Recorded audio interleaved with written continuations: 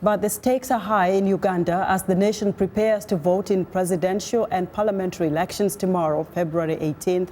Despite 30 years of relative stability, many Ugandans are concerned about the state of democracy in their country. Previous campaigns have been characterized by intimidation of the opposition from the government of President Yoweri Museveni, and some of those accusations are surfacing again. VOA's Paul Ndiho has more. Ugandan President Yoweri Museveni has ruled the East African country for over 3 decades. Now he's on the ballot for the 5th time, running against 7 other candidates as the choice of the ruling National Resistance Movement Party. President Museveni took power in 1986, and nearly 2 decades later, in 2005, he changed the constitution to end presidential term limits. A report on campaign financing released in January by the Alliance for Campaign Finance Monitoring states that Uganda's long-time leader has spent more than $7 million on his 2016 presidential bid in just 2 months. The report also notes that the 71-year-old incumbent has spent 12 times more money than his top 2 rivals combined. President Museveni has come under fire by his critics, who say that he's spending taxpayers' money for personal use. But Museveni's camp dismisses those claims. Political observers believe the president may be facing his stiffest competition ever from his long-term rival Kizza Besigye and former Prime Minister Patrick Amama Mbabazi.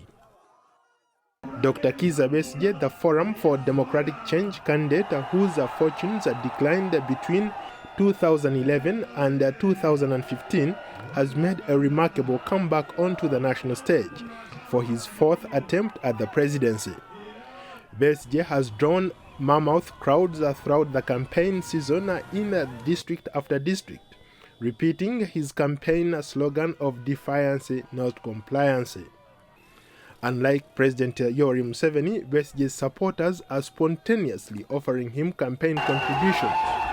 I recently caught up with him on a campaign trail in western Uganda, and he told me that unlike previous elections, ordinary people are funding his campaign.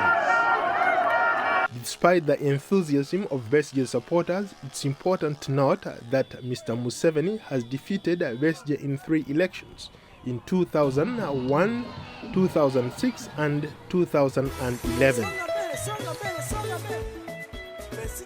The 3rd major presidential candidate is former Prime Minister Amama Mbabazi of the independent Go Forward Party. He has performed better than expected during the campaign season. Initially, assumptions were made that Mbabazi was one of those privileged figures that rode on Museveni's court trails, and who once stepped out of Museveni's shadow would fade away, unable to flourish independently of the president.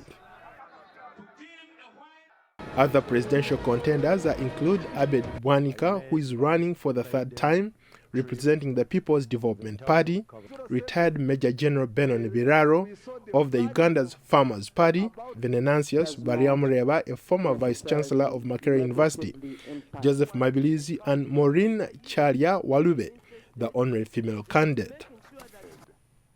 Pundits say that there is a lot of anger in Uganda, tied to the way the political process has been managed so far, and that the population is watching closely to see if the upcoming elections are free and fair. Paul Ndiho, VOA News.